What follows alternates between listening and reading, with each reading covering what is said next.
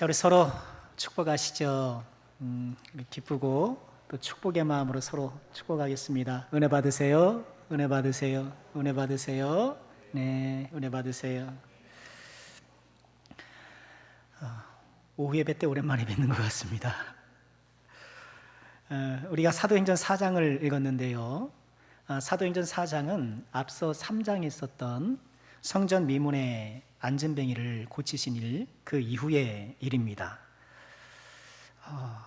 나면서부터 걷지 못했던 그 사람을 베드로와 요한이 예수님의 이름으로 일으키니까 그것을 직접 목격했던 주변의 사람들이 얼마나 놀랐겠습니까? 사람들이 베드로와 요한이 있는 솔로몬 행각, 솔로몬 행각은 성전 앞에 있는 주랑인데요. 성전은 동향이었어요. 성전 문이 동쪽을 바라보고 있었거든요. 그 동향 문 앞에, 정문 앞에 있는 그런 주랑이었어요. 거기에 모여든 사람들에게 베드로가 설교를 하지요. 사도행전에 등장하는 베드로의 두 번째 설교예요. 첫 번째 설교는 오순절에 성령이 임한 후에 그 현상을 설명하면서 설교를 했고, 3장에서 또 이 나면서부터 걷지 못한 분을 치료한 후에 또 다시 한번 복음을 전하게 되는데요. 베드로의 설교의 요지는 이렇게 정리할 수 있을 것 같아요. 3장 16절에 보면 그 이름을 믿음으로 그 이름이 너희가 보고하는 이 사람을 성하게 하였나니 예수로 말미암아는 믿음이 너희 모든 사람 앞에서 이같이 완전히 낫게 했다. 지금 나면서부터 걷지 못했던 이 사람이 일어나게 된 것은 우리 개인의 경건이나 권능이 아니라 예수님의 이름으로 된 것이다. 예수를 믿는 믿음으로 된 것이다. 그렇게 선언을 하고 있고요. 그러니 그 결과 19절에 보면 그러므로 너희가 회개하고 돌이켜 너희 죄 없이 함을 받으라. 이같이 하면 새롭게 되는 날이 주 앞으로부터 이를 것이다. 또 주께서 너희 위하여 예정하신 그리스도 곧 예수를 보내실 것이다. 이렇게 이야기를 합니다. 베드로의 설교의 요원은 지금 이 사람이 나은 것은 예수님의 이름으로 된 거야. 그러니 너희들도 예수를 믿고 회개해야 돼. 회개하고 예수를 믿어야 돼. 이렇게 이야기한 거예요. 자, 4장은요, 그 이후의 이야기를 계속 우리에게 전해주고 있는데요. 자, 어떤 일이 일어나나요? 우리 1절 보실까요? 사도들이 백성에게 말할 때에 제사장들과 성전 맡은 자와 사두개인들이 이르렀다. 예수 안에 죽은 자의 부활이 있다고 백성을 가르치고 전함을 싫어했다. 그들을 붙잡았고 날이 이미 저물었으므로 그들을 이튿날까지 가두었다. 이렇게 전하고 있어요. 지금 솔로몬 행각에 모여선 사람들에게 베드로와 요한이 복음을 전하니까 싫은 거예요. 제사장들과 성전 맡은 자, 이 성전 맡은 자는요, 성전 경내의 치안을 담당하는 그런 사람들이라고 해요. 소규모의 병력을 운용하기도 했다고 하는데요. 특별히 사두개인이 등장하잖아요. 여러분 아시죠? 사두개인과 바리새인의 차이가 뭐죠? 사두개인은 부활을 믿어야 안 믿어요? 안 믿어요. 바리새인들은 율법적이기는 하지만 부활도 믿고 천사도 믿고 영도 믿는 사람들이거든요. 그런데 사두개인들이 더 싫은 거예요. 왜? 2절 말씀처럼 예수 안에 죽은 자의 부활이 있다고 얘기를 하니까 사두개인들은 더 싫었던 거예요. 더군다나 사두개인들은요, 당시 현실 정치에 굉장히 민감했던 사람들, 그러니까 정치권의 또 상위권을 이렇게 형성하고 있는 사람들이어서 로마 정부의 안정적 통치 아래 우리가 평안할 수 있다고 믿었던 사람들인 거예요. 그런데 어떤 이유에서든지 백성들이 동요하는 것이 부담스러운 거예요. 괜히 로마 정부에 잘못 보일까 봐, 오해받을까 봐. 그러니 제사장들, 성전 맡은 자, 특별히 사두개인들이 찾아와서 이 제자들을 붙잡아 간 거예요. 자, 오늘 말씀을 통해서 한 3가지 교훈을 살펴보고 싶은데요. 첫 번째는요, 복음을 가두지 말라는 거예요. 복음을 가두어서는 안 된다는 것입니다. 특별히 2절과 3절에서 우리가 주목해 볼 동사가 있는데요. 다시 한번 2절을 보여주시면 고맙겠습니다. 예수 안에 죽은 자의 부활이 있다고 백성을 가르치고 전함을 싫어했다. 이 싫어하다는 동사가 있어요. 그러니 어떻게 했을까요? 3절 후반절에 보면 그들을 가두었다. 싫어하니까 가둔 거예요. 마음에 안 드니까 가두은 거예요. 여러분, 이처럼 지금 베드로와 요한이 선포하는 복음을 싫어하고 가두는 이 행위, 싫어하고 가두는 이 행위는요, 오늘날에도 우리 가운데에 나타나고 있는 현상이 아니겠는가. 마귀는 복음을 싫어하죠. 싫어하니까 어떻게 해요? 그걸 가두는 거예요. 어디에다 가둘까요? 오늘 본문 말씀에서는 감옥에 가두었지만 요즘은 어디다 가둘까요? 교회 안에 가두는 거예요. 복음이 교회 밖으로 나가지 않도록 교회 안에 가두는 거예요. 그래서 이 세상은 뭐 민주주의 사회가 되기는 했지만, 인권이 존중되고 이런 발달된 사회가 되기는 했지만 복음을 교회에 가둬요. 그러니 이 세상 어디를 가도 복음을 들을 수가 없는 거예요. 그렇죠? 네. 여러분, 기독교 대학이 아닌 이상 요새는 또 뭐 어디 가서 뭐 함부로 뭐 종교성을 나타낼 수는 없잖아요. 더욱 심화되었어요. 세상은 자유로워졌지만 복음을 교회 안에 가두려는 시도는 더욱더 강력해진 것 같아요. 이게 아이러니예요. 그러니 정치인들이 함부로 종교에 대해서 자기 종교 얘기할 수 있어요? 못해요. 일반 공립학교에서 어떤 담임 선생님이 얘들아 뭐 교회 다니고 이거 할 수 있어요? 못합니다. 기독교 학교도 못해요. 복음을 철저하게 교회 안에 가두는 이 세태가 된 거예요. 이 세상 풍조가 그래요. 그런데 문제는 뭐예요? 이 세상 풍조가 복음을 싫어해서 교회 안에 가두는데 우리도 그러는 거 아니냐는 거예요. 우리도 거기에 예외 없이 교회 안에서는 내가 그래도 뭐 예수님 믿고 믿음 안에 살려고 하는 것, 그렇게 내가 교회 안에서는 그런데 우리가 교회 담장 밖에 나가서는 어떠냐는 거예요. 오늘 한 4시쯤은 예배가 끝나지 않겠습니까? 오늘 하루 우리가 아침부터 사명 감당하고 예배드리면서 하루를 보냈는데 이제 내일부터 시작되는 월화수목금토 어떠냐는 거예요. 혹여나 나도 모르게 복음을 가둬놓고 사는 것은 아닌가. 자, 오늘 말씀에서 우리는 복음을 가두지 말라라는 교훈을 받게 되는데요. 그러나 다행스럽고도 감사한 것은 무엇일까요?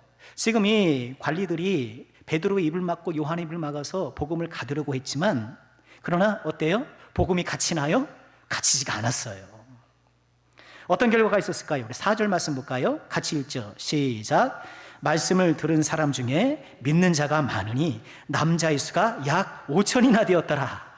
할렐루야.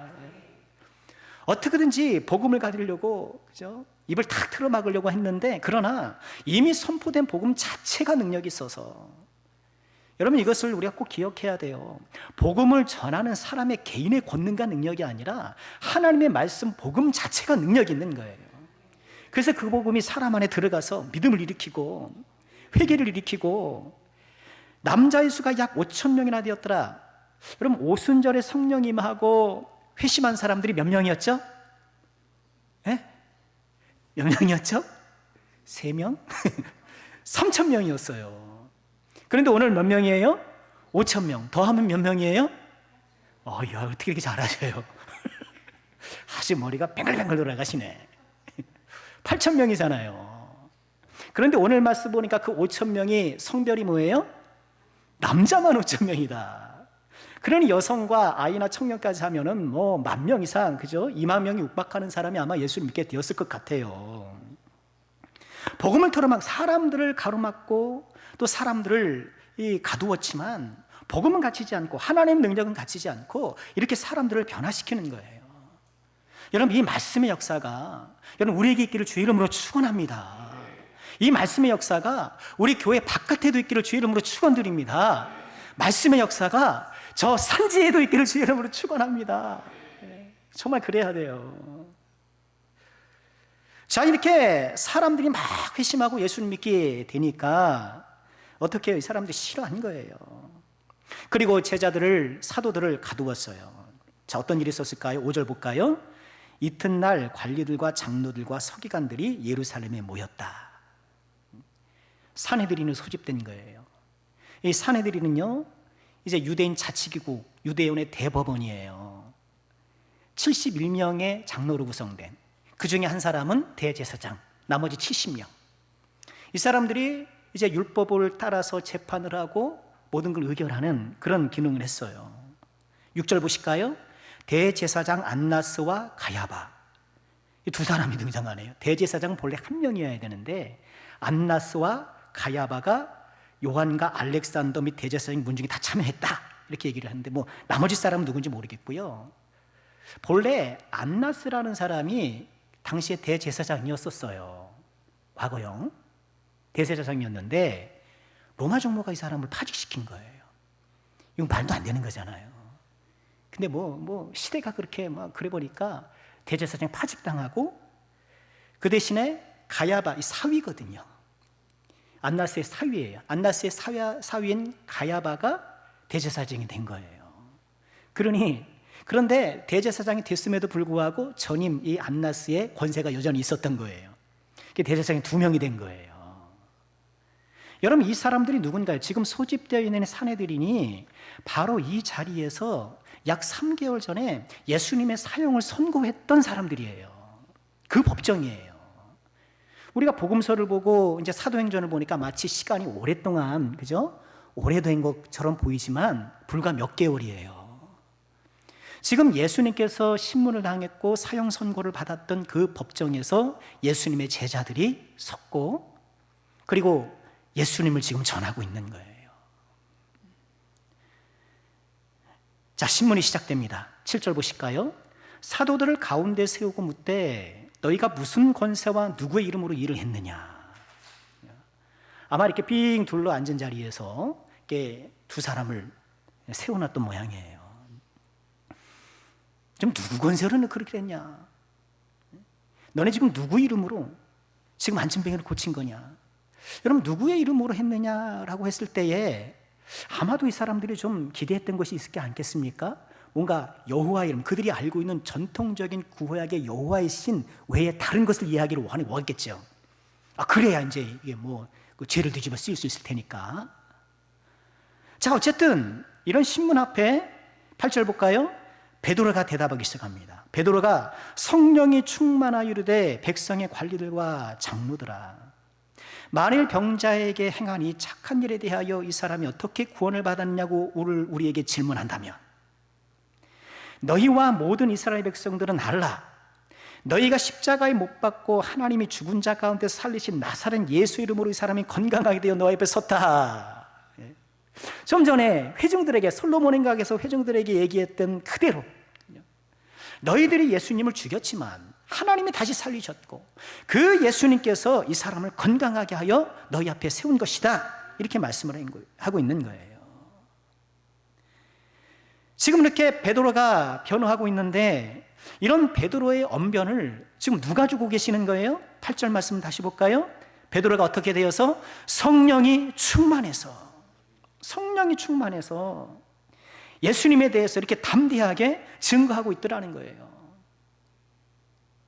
지금 이 상황, 지금 법정 앞에 끌려온 사도들이 담대하게 주님을 전하고 있는, 특별히 주님을 전하고 있을 때 성령의 충만함을 입어서 전하고 있는 이 상황은요, 이미 예수님께서 예견하셨던 상황이에요.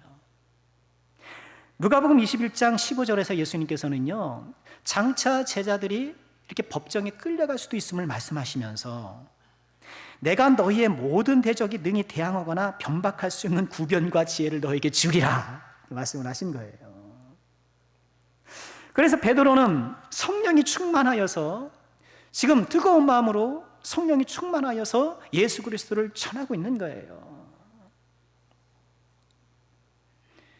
지금 자기들이 종교적 혐의를 받고 지금 재판을 받는 것, 자칫하면 자신들의 목숨이 왔다 갔다 할 수 없는 그런 상황에서 자기 변호하고 좀 빠져나가려고 이렇게 그죠? 법정을 뒤지고 그런 것이 아니요, 오히려 그 기회를 예수님을 전할 기회로 삼아서 담대하게 복음을 전하고 있더라는 거예요.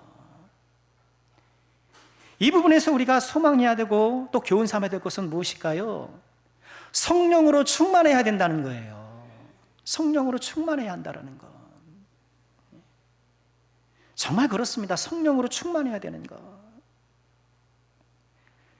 오늘 왜 베드로의 발언 가운데에 성령이 충만했다라는 것을 이렇게 강조할까요? 정말 성령이 충만해야 되기 때문에. 그런 거 안 느끼세요? 전 요새 그런 걸 좀 느껴요. 시간이 지나가면 갈수록 오랫동안 들어왔던 그런 말씀들이 참 귀하다는 생각이 들더라고요. 물론 하나님의 말씀 중에 어떤 게 더 귀하니 뭐 이런 거는 좀 뭐 부적절합니다만, 우리가 본래 좀 하나님의 말씀 중에서도 좀 익숙한 것들, 어려서부터 들어왔던 것들, 그런 거 있잖아요. 그런 것들이 정말 새롭게 다가온다는 거 좀 개인적으로 좀 느껴요. 그 가운데 하나가 성령 충만이 아닌가 싶어요. 교회 오면 듣는 얘기가 성령 충만 아닙니까? 정말 들어오는 게 성령 충만. 그런데 지나면 지날수록 정말 성령 충만이 정말 절실한 것 같아요. 내 힘으로 안 되거든요.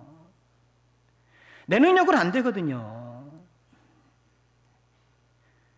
우리는 성령 충만을 정말 사모해야 되는데, 특별히 어떤 성령 충만을 사모해야 될까? 오늘 말씀을 통해서 보면 예수 그리스도를 전하는 성령 충만.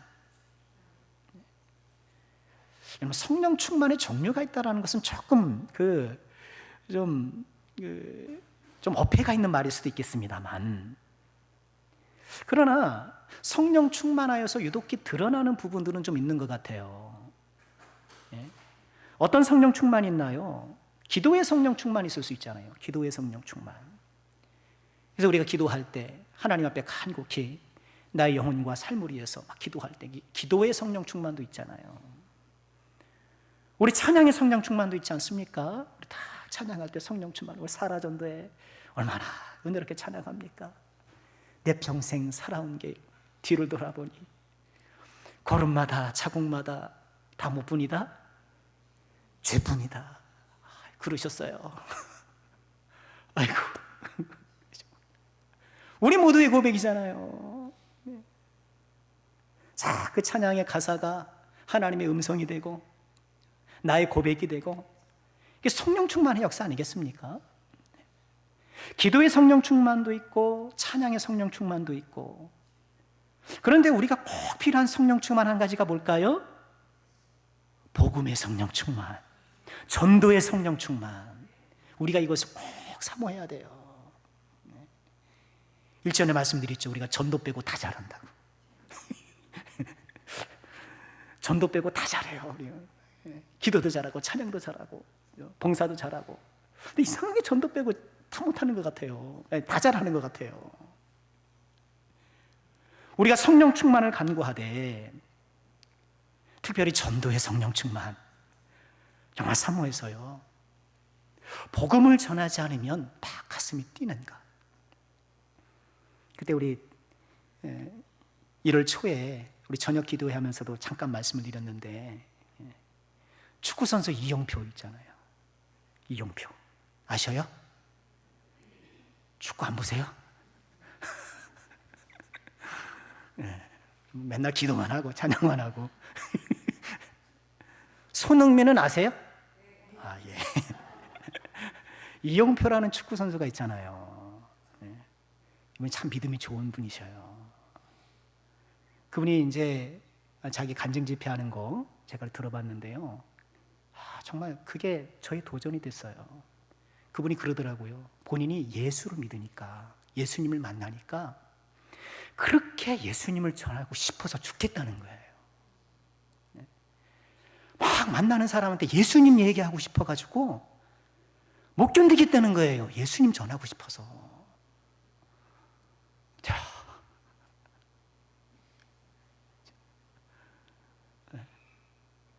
목사가 부끄럽더라고요. 야, 정말 부럽지 않습니까?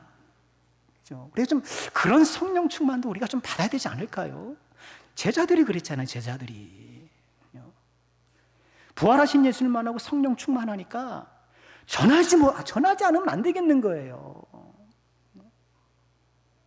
이런 성령 충만이 우리에게 있어야 되지 않을까?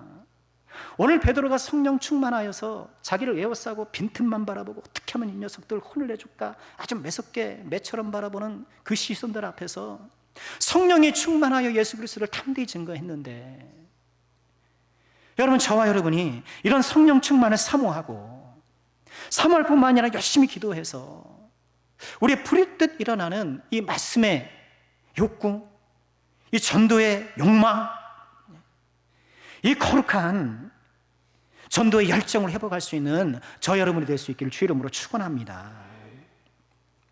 자, 베드로의 설교를 계속 볼까요? 예수님에 대해서 설명합니다. 11절이에요. 이 예수님으로 말할 것 같으면 너희 건축자들의 버린 돌로서 집 모퉁이의 머릿돌이 되었느니라. 여러분, 이 말씀은 시편 118편 22절 말씀인데요, 베드로가 이것을 인용했을 뿐만 아니라 사실 마태복음에서도 예수님께서도 이 말씀을 본인에게 적용하신 적이 있어요. 그러니 베드로는 아마 예수님께서 이 말씀을 인용하신 것을 받아서 재인용하는 것 같아요. 어찌됐든 지금 예수님은 어떤 분인가? 너희 건축자들이 버린 돌이다. 이제 돌로 건축을 하는데, 건축하는데 건축자가 나름 이렇게 뭐 돌을 판단하고, 야, 요건 어디다 쓰고, 요거는 뭐 디딤돌로 놓거든, 뭐 이렇게 뭐 할 것 아니겠습니까?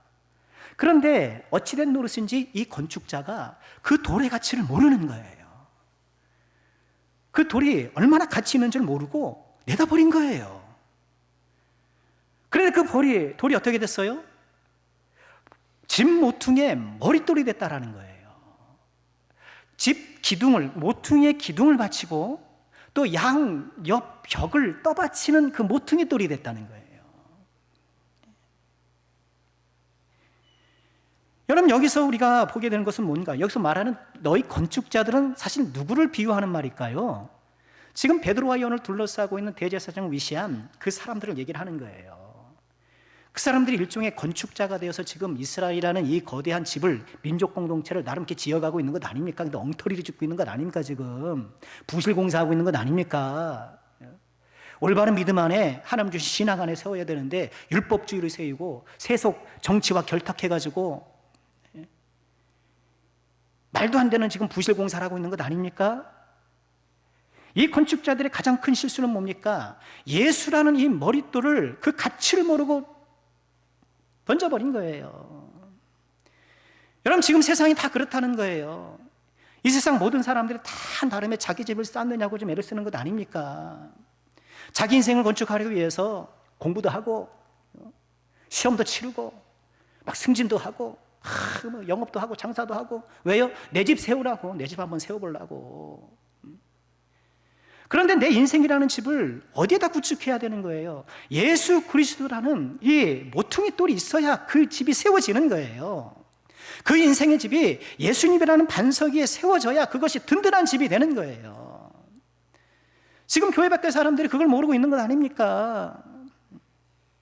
가치를 모르는 건축자가 되어서 재료를 잘못 사용해서 지금 자기 인생을 건축하고 있는 것 아닙니까? 우리도 그러지 말아야 되는 거예요. 우리도 예수를 믿는다고 우리가 막상 이렇게 예배를 드리고 있습니다만, 막상 내 인생이라는 집을 건축해 나가면서 가장 중요한 예수라는 모퉁이 돌은 빠져버리고 있는 것이 아닌가. 내 경험을 모퉁이 돌 삼아가지고, 내 지식을 모퉁이 돌 삼아가지고, 내 기술을 모퉁이 돌 삼아가지고, 뭐 내 처치가, 내 친척에 누가 있어서 그런 인맥을 내 모퉁이 돌 삼아가지고 내 인생의 집을 건축하려고 하는데 부실공사 되는 거예요. 무너지는 거예요. 우린 오직 예수님만을 모퉁이 돌 삼아서 우리 인생을 건축해 나가길 주의 이름으로 축원합니다. 마지막 12절에 베드로가 이렇게 선언합니다. 다 같이 한번 읽어볼까요? 시작. 다른 이로서는 구원을 받을 수 없나니 천하 사람 중에 구원을 받을 만한 다른 이름을 우리에게 주신 일이 없음이라. 다른 이름은 없다. 너희들이 지금 그 예수님을 죽였고 가치를 먹은 어리석은 건축자들처럼 그 돌멩이를 다 바깥에다 내다버렸지만 그 예수님이야말로, 너희들이 버린 그 예수님이야말로 구원을 받을 수 있는 유일한 이름이라고 선언하고 있는 거예요. 우리가 여기서 다시 한번 확인하는 우리 기독교의 가장 중요한 진리가 뭡니까? 다른 이름은 없다. 오직 예수라는 거예요. 다른 이름은 없으며 오직 예수님만이 우리를 구원할 유일한 이름이라는 것. 세상은 그걸 싫어해서 가둬놓고 못 나가게 하고. 여러분, 우리가 믿는 예수 이름이 그렇게 위대한 거예요.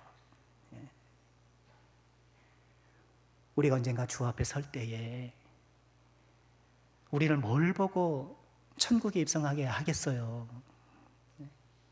천국 문 앞에서 뭘 보고 우리를 그 천국으로 들여보내 주시겠어요? 우리 외모로요? 외모로는 다 천국 갈 분들 마찬가지죠. 외모로 뽑았다면 다 천국 갈 사람인 것은 틀림없습니다만, 우리의 행실로요? 내 평생 살아온 길, 뒤를 돌아보니 걸음마다 자국마다 다 죄뿐이라는데, 우리가 행실로 어떻게 그 앞에 들어가요? 뭘 보고 들어가는 거예요? 예수님 이름으로. 예수 이름이라는 카드 찍고 들어가는 거예요. 오직 예수님의 이름이라는 그 명찰 찍고 들어가는 거예요. 지금이야 우리가 예수 뭐 그러면 뭐 그렇죠. 장차 우리가 그 천국문 앞에서 그 말씀의 위력을 보면, 그 예수 그리스도라는 명패의 명찰의 위력을 경험하면, 첫째는 너무 죄송했을 거예요. 이 위대한 이름을 갖고 있으면서도 제가 그렇게 살았으니, 이 위대한 이름을 내가 손에 쥐고 있었으면서도 그렇게 참 허투루 살았으니 죄송했을 거예요. 더불어서 어때요? 너무너무 감사할 거예요. 다른 이름은 없고 오직 예수의 이름으로만 구원받는 것. 고린도전서 15장 22절에 이렇게 말씀을 하셔요. 아담 안에서 모든 사람이 죽은 것 같이 그리스도 안에서 모든 사람이 삶을 얻으리라. 아담 안에서 모든 사람이 죽은 것처럼 그리스도 안에서 모든 사람이 생명을 얻으리라. 우리는 이 복음을, 이 진리를 굳게 붙들어야 되겠습니다. 요즘 세상은 안 그러잖아요. 뭐 왜 기독교에만 진리가 있고, 왜 기독교만 구원을 받고, 왜 예수만 구원을 받느냐라고 되묻잖아요. 왜 그러냐고 되묻잖아요. 참 그런 질문을 받으면 할 말이 없어요. 본래 그런 거를 물어보면은 참 할 말이 없잖아요. 사각형이 왜 네모입니까? 뭐라 그래요, 그걸. 본래 그런 걸. 저는 그렇게 받아들여요. 예수 이름으로만 구원받는 것이 진리이기 때문에, 그것이 사실이기 때문에 그렇게밖에 말씀할 수 없어요. 근데 그렇게 말하면 또 너무 성의가 없죠. 그럼에도 불구하고 설명은 필요해요. 이런 질문을 하잖아요. 어떤 그 신부님이 어떤 강연을 제가 좀 본 적이 있는데요. 그분이 그런 얘기를 하더라고요. 천주교 사제시잖아요. 가장 어리석은 사람들이 예수님만 믿어야 구원을 받는다는 그런 거라는 거예요. 어리석은 사람이라는 거예요. 그러면서 하는 얘기가, 그럼 예수 이전의 사람은 어떻게 됐게? 이런 얘기 하는 거예요. 예수 이전의 사람은 어떻게 됐게? 그러는 거예요. 어떻게 됐을까요? 예수님 이전의 사람들도 어때요? 누구 때문에 구원받아요? 예수님으로만 구원받는 거예요. 예수님 태어나지도 않았는데 어떻게 예수님으로 구원받아요? 예수님이 오기 전에도 구약시대는 어떻게 구원을 받아요? 믿음으로 구원받는 거예요. 그럼 믿음이 생기려면 어떻게 해야 돼요? 내가 믿으려고 해서 믿어져요? 뭐가 있어야 돼요? 은자로 시작하고 해자로 끝나는 두 글자, 뭐예요? 은혜가 필요한 거예요. 은혜를 받아야, 은혜를 주셔야 믿음이 생기는 거예요. 그게 어디서부터 그럽니까? 창세기 6장 8절 보면 노아는 어떻게 돼요? 그러나 노아는 여호와께 뭘 입었다? 은혜를 입었다. 창세기 15장 6절에 보면 아브라함에 대해서 이렇게 말씀을 하셔요. 그 아브라함이 여호와를 어떻게 했으니? 믿으니 여호와께서 이를 그의 의로 여기셨다. 그러니까 노아도 은혜를 입었고, 그 구절에서 믿음이라는 것은 안 나오지만 당연히 믿음이죠. 아브라함도 여호와를 믿었으니 은혜라는 말은 안 나오지만 그 구절에서 어때요? 은혜를 입었으니 믿음이 생긴 것이죠. 예수님이 오기 전에도 구원받는 것은요, 그 은혜로 인하여 믿음으로 말미암아 구원받는 거예요. 그런데 은혜로 말미암아 믿음으로 구원받는 이 구원의 방법이 누구 때문에 생긴 걸까요? 장차 예수님을 보내실 것이기 때문에 그게 생긴 거예요. 장차 예수님을 보내실 것이기 때문에 예수님을 믿고 그 은혜와 믿음으로 구원받는 것을 확실히 할 그 예수님께서 오실 것이기 때문에 구약에도 은혜와 믿음으로 구원을 받게 하신 거예요. 일전에도 한번 그 비유를 드렸는데, 우리가 횟집에 가면 회가 나오기 전에 뭐가 나와요? 뭐가 나오는지 모르시는 분은 카드 한도가 두둑한 걸 가지고 저를 찾아오세요. 제가 모시고 가서 직접 보여드릴게요. 회가 나오기 전에 뭐가 나와요? 스키다시가 나오잖아요. 일본 말인데 무슨 밑반찬이라나 하여튼 뭐 반찬이, 근데 뭐 적당한 번역이 없나 봐요. 그래서 그냥 스키다시를 쓰는 거예요. 근데 어떤 횟집에 가면 잘 나오잖아요, 그죠? 그래서 사람들이 뭐라 그래요? 아이고, 스키다시만 먹어도 배부르네. 뭐라고요? 회 안 먹어도 되겠네. 그런 말 하는 거 들어봤어요? 안 들어봤어요? 들어봤죠? 근데 그 말은 맞아요, 안 맞아요? 안 맞아요. 왜? 스키다시를 주는 이유는 회를 주기 때문에 주는 거예요. 회가 없으면 스키다시를 줄 리가 없어요. 그죠?